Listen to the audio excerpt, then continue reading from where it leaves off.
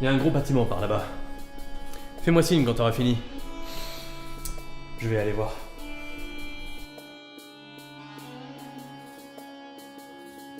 Qu'est-ce que...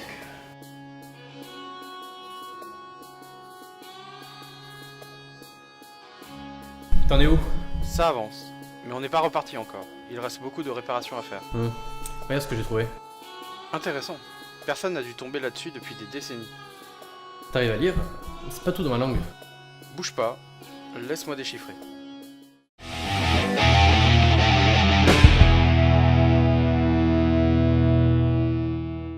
Rappelez-vous, une œuvre de SF doit réunir certains éléments pour entrer dans le genre. Des éléments visuels propres au genre, des thématiques multiples et un rapport à la science important. Et si Star Wars n'était pas de la SF? Avant que tout internet ne vienne brûler notre belle planche, reprenons un peu les critères de la SF. Si on se base à nouveau sur la définition première de la science-fiction, une œuvre de SF doit traiter d'un fait futur. Donc ça... Eh ben, ça ne marche pas.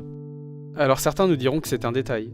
Sauf que ça n'est que le premier élément qui ne colle pas, et il est déjà à la minute 0 de chacun des films de la saga. Donc Star Wars se passe dans le passé. D'ailleurs, la trilogie originale revêt dans son ensemble une esthétique volontairement datée. Le Faucon Millennium, notamment, est une vieille carcasse, pas au meilleur de sa forme, Han Solo et Chewbacca passant leur temps à le réparer. Cet aspect vieillot et pas franchement design en fait l'emblème du temps figé que renvoie toute la saga. Alors certains me diront que certaines œuvres de science-fiction peuvent se dérouler dans le passé, comme X-Men Origins qui se déroule dans les années 60 en pleine crise des missiles à Cuba. On parle alors d'Uchronie, la déviation d'un fait passé dans un futur en général peu reluisant. On compte beaucoup d'Uchronie célèbres en roman ou en jeu vidéo, 1984 de George Orwell, Wolfenstein New Order de Bethesda, etc. Mais revenons à nos bantas. Là encore, Star Wars n'évoque à aucun moment un futur possible. Comme dit juste avant, nous sommes dans une œuvre intemporelle, mythique, voire biblique en un sens. De plus, un des éléments apportant cet aspect mythique est la Force, le pouvoir magique de l'univers. La magie s'opposant naturellement à la science et donc à la science-fiction.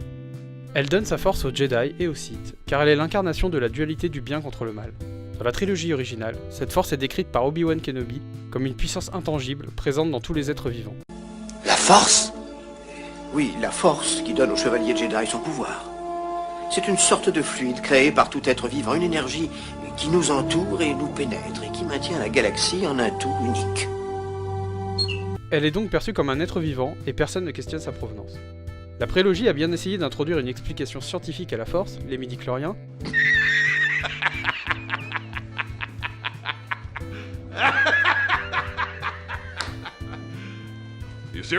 mais cette démonstration a plutôt été mal accueillie par les fans de la saga.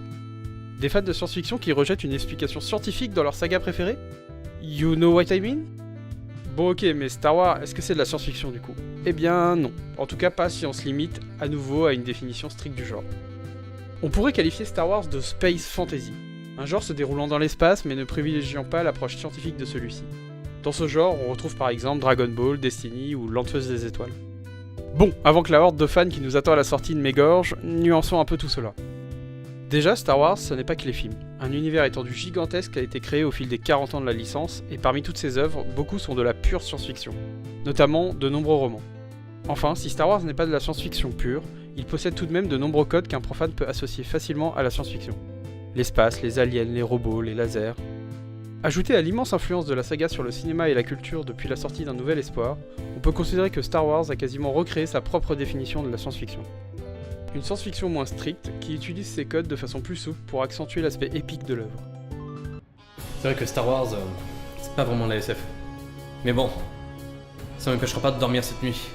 Sauf si on n'arrive pas à barrer d'ici. T'as fini? J'arrive à la fin. On va pouvoir partir. Parfait. Je me sens pas très à l'aise ici. Et puis on est à découvert. Oh, une pièce. Merde!